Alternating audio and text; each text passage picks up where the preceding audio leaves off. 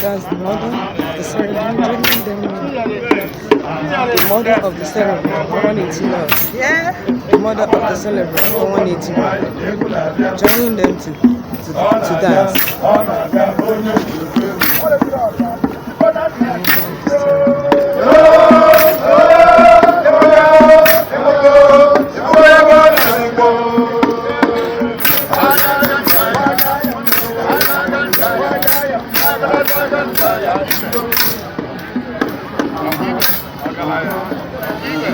Galopano, just a nod.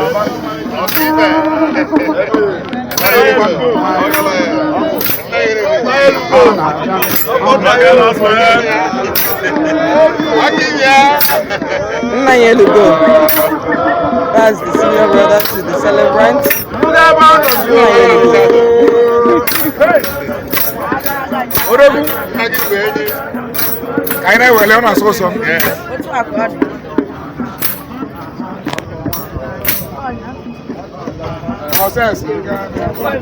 Oh yeah, kunde mene ya. Kunde mia.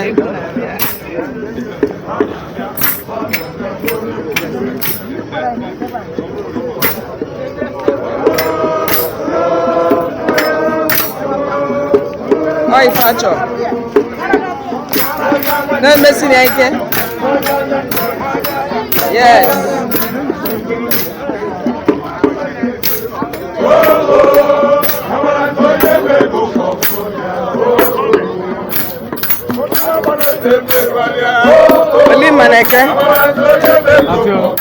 That's the senior brother to the mother of the celebrant. She was present. Thank you.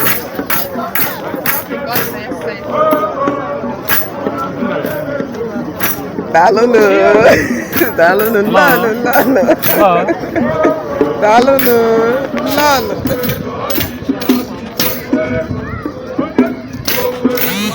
These are also cattle men in circular form dancing.